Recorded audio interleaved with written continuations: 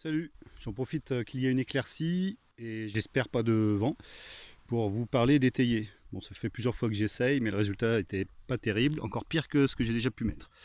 Donc ces étayers-ci, je les ai mis au mois de mai. J'en ai mis une vingtaine.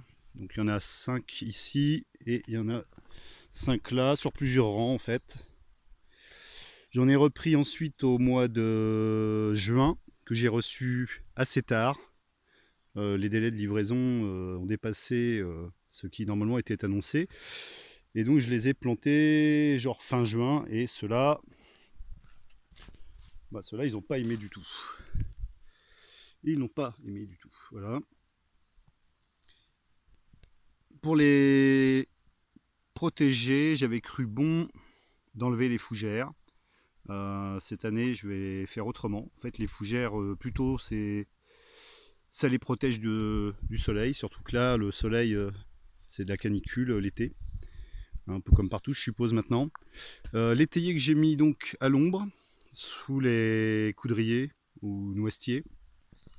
Alors ceux-là, ça va, ils se sont pour l'instant bien acclimatés, ils se développent peu, mais bon, une seule année, c'est un peu juste, il va falloir attendre encore un peu. Je pense faire des boutures plus tard, là c'est trop tôt.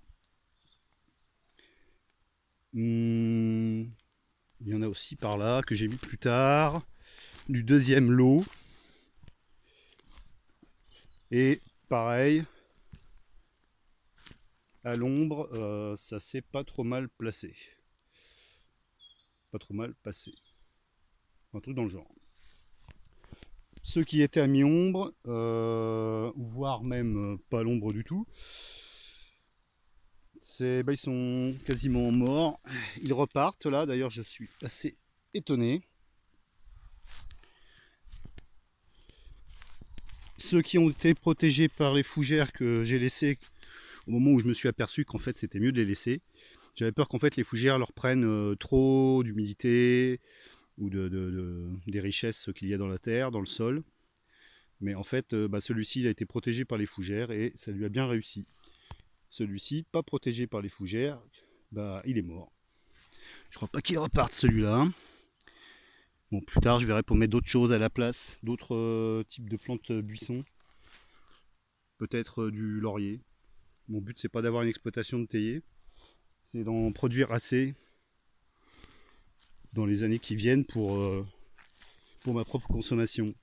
Cette année, entre les rangs de théiers, pour les protéger, là sous la fougère, j'ai planté des pommes de terre et au bout là-bas, des topinambours. L'outil que j'utilise le plus fréquemment pour faire des trous, et ici j'en fais souvent, hein. On creuse, tu creuses grave. Donc c'est une houe. J'aime la houe, j'ai découvert cet outil en Inde. C'est un outil qui est beaucoup utilisé par les Indiens, avec un fer plus long et un manche plus court, mais généralement c'est ce qu'ils utilisent, plus que la pelle. Donc sous l'état de fougère, c'est pareil, je vais voir pour planter d'autres choses. Là j'ai encore des patates qui germent, des patates produites par la ferme tenue par des filles à côté. Donc des patates bio, ici c'est une zone bio, patates bio, carottes bio aussi. Je pense que je vais replanter des carottes pour les fans. C'est-à-dire que ouais, les carottes j'en mange un petit peu, mais c'est quand même pas ce que je préfère. Par contre les fans de carottes me seront utiles parce que j'ai tendance l'été à ne pas manger assez de légumes verts. Et il faut que j'y remédie. Je m'intéresse aussi aux plantes sauvages que je consomme de plus en plus, mais j'en parlerai plus tard. Voilà, ça c'était pour les théiers. Le poulailler, hier je suis allé chercher du matos avec une des voisines qui participe aux frais parce que elle ne peut pas avoir d'animaux là où elle est et elle aime bien les poules. Et du coup elle m'encourage à les traiter avec autant d'affection que possible. Là, l'enclos, je trouve qu'il est un peu juste, enfin comparé à l'espace qu'elles avaient précédemment. Donc, s'il ne pleut pas, je vais peut-être essayer de continuer ça tout à l'heure.